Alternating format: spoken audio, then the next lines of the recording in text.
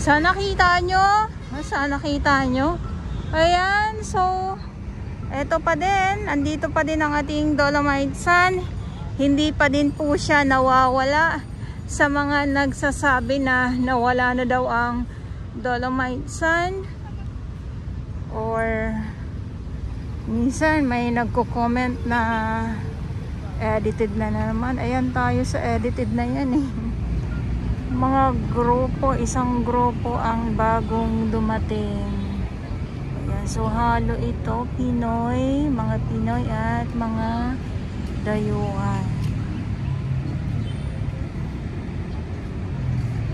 Okay lang sana yung ganitong ano eh, yung ganitong madilim, makulimlim yung ating update, yung ating hindi update, yung ating panahon ano,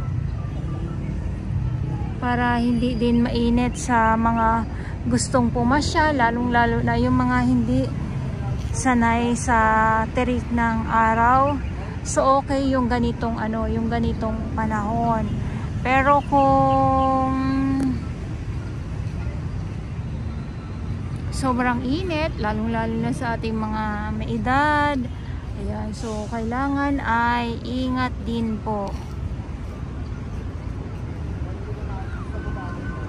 So yung iba, andyan sila, nakaupo lang, tamang tambay lang.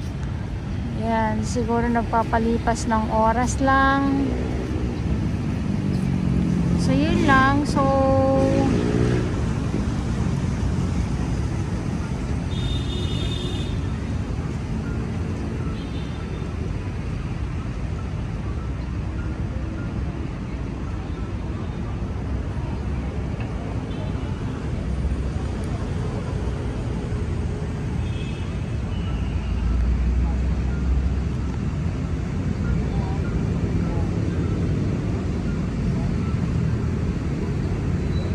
ito lang din yung update natin at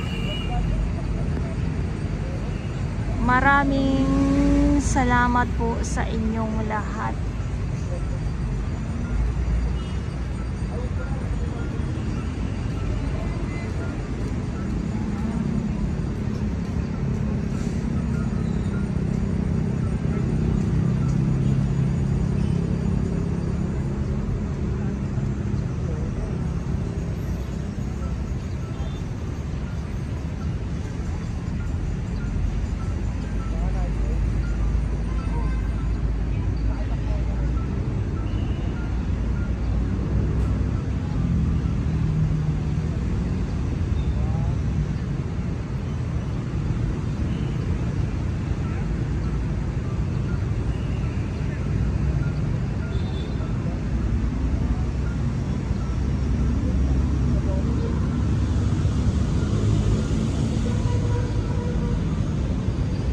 Ayan, oh.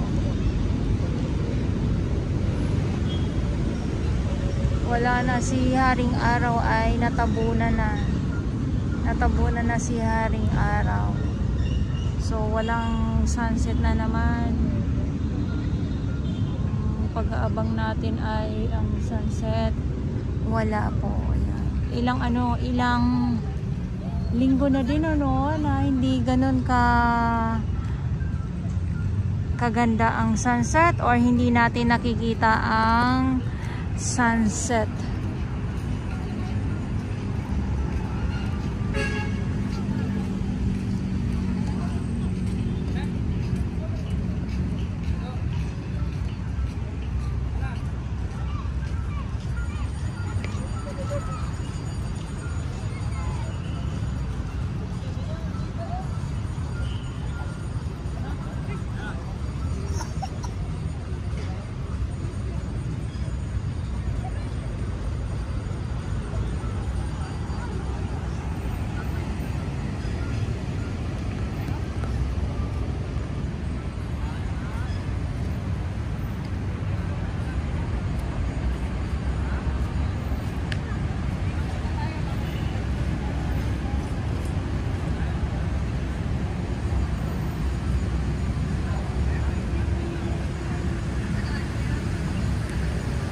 Okay. So maraming salamat po sa inyong lahat. Dolomite Sun pa din po tayo, at syempre yung ating mga warriors nandito pa din po, Estero Rangers ng DNR, MMDA, at ang ating DPS Mandaragat doon po sa Manila Yacht Club naman sila. At ito yung ating update muli dito sa Manila Bay Dolomite Sun.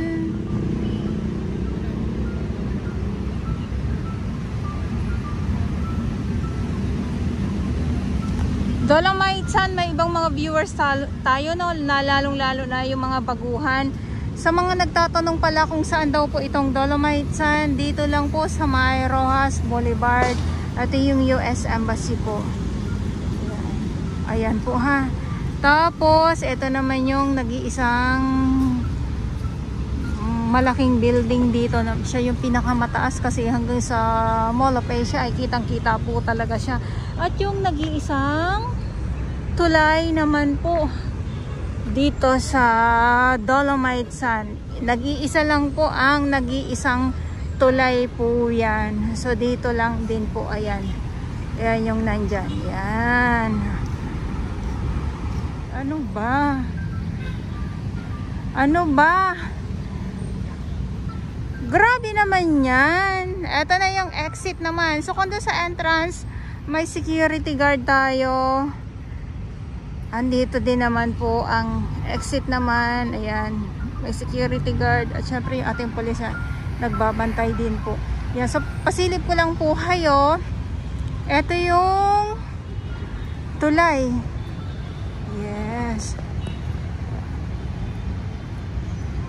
Ayan, ayan yung nag-iisang tulay dito sa Dolomite Sun po. Ayan ha. Ayan. Ayan ang tulay na yan. Ang nag-iisang tulay dito sa Rojas Boulevard po. Ito ang US Embassy. So, Dolomite Sun.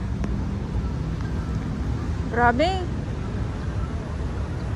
Kung maibabalik-balik lang ano, yung noon at saka yung ngayon, kung andito ang ating mga warriors, ang ating MMDA, ang ating DPS dito sa side na to, dito sila naglilinis, nakikipag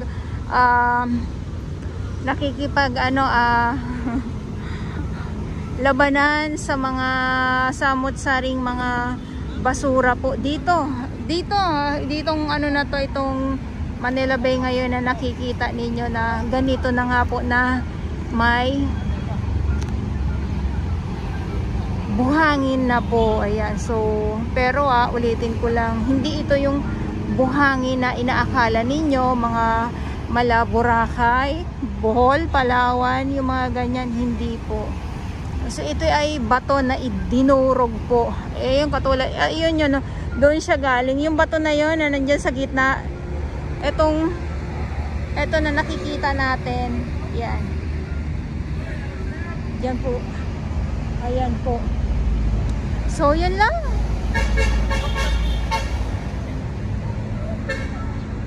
At yung ating mga namamasyal nandyan, so dumadami na nga po. So maraming salamat po sa inyong lahat.